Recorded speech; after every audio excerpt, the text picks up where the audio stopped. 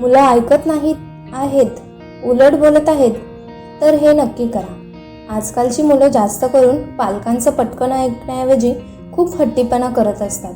त्यामुळे पालकांना पण रागावून किंवा कधी कधी फटके मारत समजावं लागतं। पण याचा मुलांवरती वाईट परिणाम होऊ शकतो। त्यासाठी आई-वडिलांनी या गोष्टी नक्की करून पाहाव्यात। नंबर 1, मुलांबरोबर शांतपणे बसून बोला। मुलांवरती सारखे ओरडल्याने त्यांच्यावर तुमचा ओरडण्याचा कमी परिणाम होऊ लागतो। असं होऊ नये यासाठी मुलांना नेहमी शांतपणे समजावून सांगा। मुलांचे पालक असण्याबरोबरच त्यांचे मित्रही बना। त्यासाठी खूप संयम बाळगावा लागेल। तुम्ही शांतीत समजावत जा।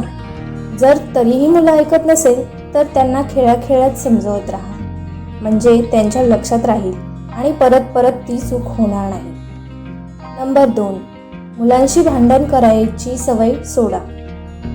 जर तुम्ही मुलांबरोबर छोट्या छोट्या गोष्टींवरून भांडण असतात तर तुम्ही ही सवय मोडली पाहिजे।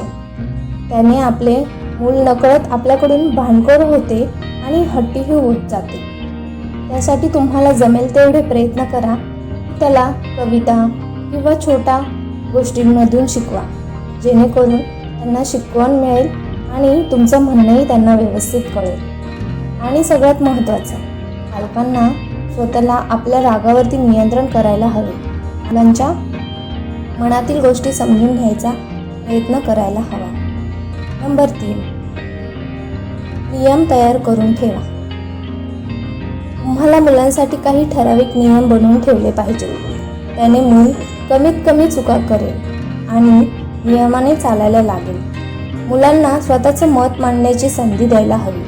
असं केल्याने मुले तुमच्याशी मनमोकळेपणाने बोलू शकतील आणि तुमच्याबरोबर मुलांशी एक चांगलं बॉन्ड पण तयार होईल। नंबर 4, अशा पद्धतीने त्यांच्याशी बोला। तुम्हाला तुमच्या मुलावर कधी शिस्त जबरदस्ती लादली नाही पाहिजे। तुम्हाला त्यांना समजवण्याबरोबरच त्यांच्यासोबत चांगला वेळही घालवणे गरजेचे आहे। त्याचबरोबर आपल्या मुलांची तुलना इतर मुलांशी करू नका। त्याचा मुलावरती वाईट परिणाम होऊ शकतो। त्याने मूल नकारात्मक विचार करायला लागू शकतात। आशा करते आजचा व्हिडिओ तुम्हाला आवडला असेल। आवडला तर नक्की लाईक आणि सबस्क्राईब करा। तुमचा दिवस आनंदाचा जाओ। धन्यवाद।